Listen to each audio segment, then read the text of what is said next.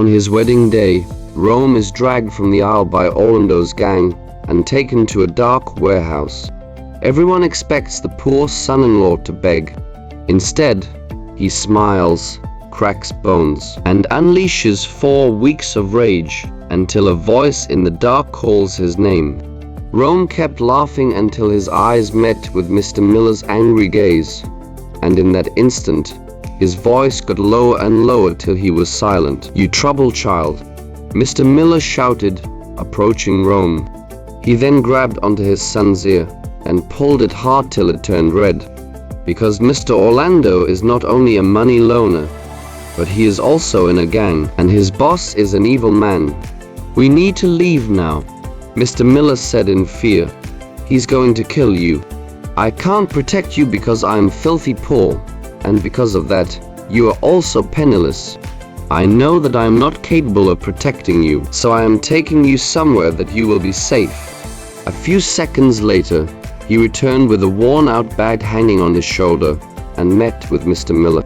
"This is your ticket to getting into a wealthy family," Mr. Miller mumbled. When the taxi stopped in front of an enormous fancy fence, Rome and Mr. Miller got down and approached the gate.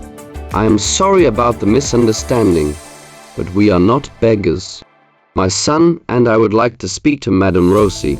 "Hello, I am Catherine, the youngest granddaughter of the Barlow household, and I sincerely apologize for what our security guard did," Catherine gracefully said. Mr. Miller gently uttered, "I have a letter with the Barlow family stamp on it, and I think it's time Madame Rossi receives it." When they got into the living room, an elderly lady walked into the room with a frown on her face. "Catherine, why are the 2 homeless people sitting on my ascetic couch?" the elderly lady harshly said as she distastefully stared at Mr. Miller and Rome.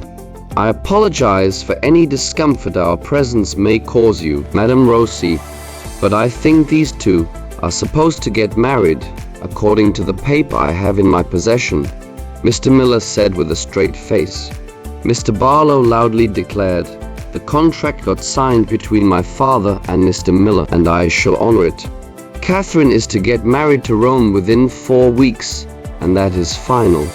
From today onward, Rome Miller is the son-in-law of his family." Madame Rossi asked, "What quality are you bringing to the Barlow family?" Rome was about to answer when Mr. Miller dropped to his knees, rested his forehead against the floor, and cried, "It is my fault. I did not give him a better life. So please do not hold it against him." "How annoying.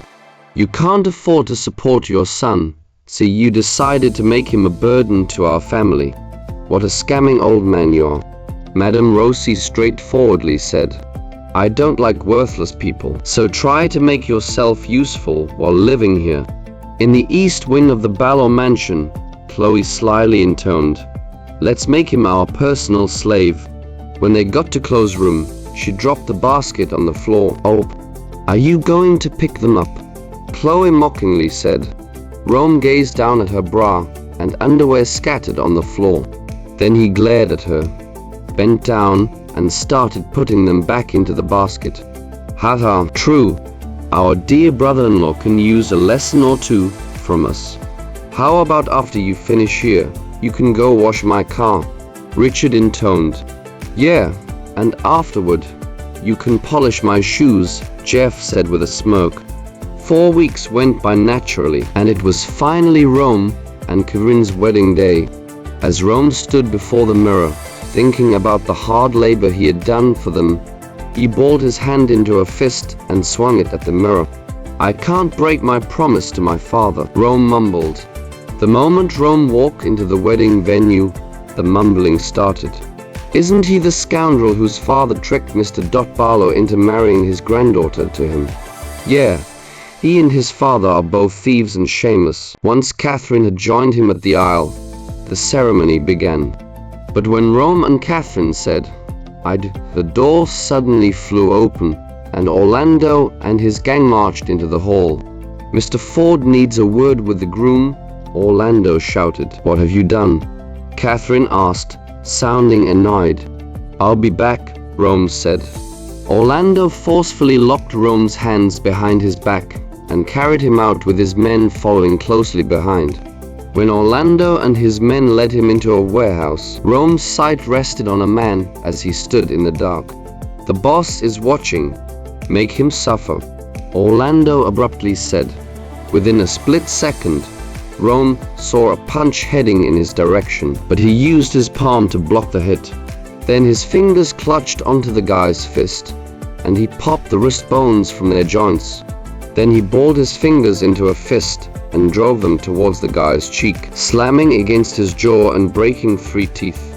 Suddenly every one of Orlando's men came rushing towards Rome, and in less than 10 minutes, the warehouse was noisy with the echoes of grown men's cries. "Thank you for helping me let out the rage that I have been holding in for 4 weeks.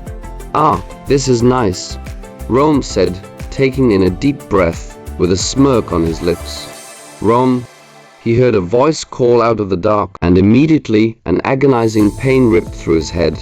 "Run, Rome, run, and don't look back." Those words began to echo loud in his ears as the pain grew intense. "Who are you?" Rome screamed, falling to his knees. When Rome regained consciousness, his sight rested on an elderly-looking man with smoky gray hair and a white goatee. "You are at my house. I'm Mr. Ford, by the way." Mr. Ford took a picture frame off the dresser and showed it to Rome. "Do you know the person in this photo?" Mr. Ford asked. "Why do you have a picture of me as a kid?" Rome mumbled. "My son. You don't remember your father?" Mr. Ford asked, smiling brightly with tears in his eyes. "Everything is fuzzy in the dream except the person's voice." They kept shouting, "Run, Rome. Run, and don't look back." So I decided to call myself Rome. That was me. I was the one telling you to run, Rome. On an unfortunate night, my enemies stormed this very place and murder your mother," Mr. Ford said, clutching his fists. "My son is finally back. I have an heir again. I want you to take your rightful place as my heir and manage my multi-billionaire dollars businesses." After an awkward silence, Rome glanced up at Mr. Ford with a mischievous smile. "Okay, but under one condition," Rome mumbled. "Do not make my identity public." A sly smile crept upon Rome's lips as he stared at his father and said, "I still have a few scores to settle."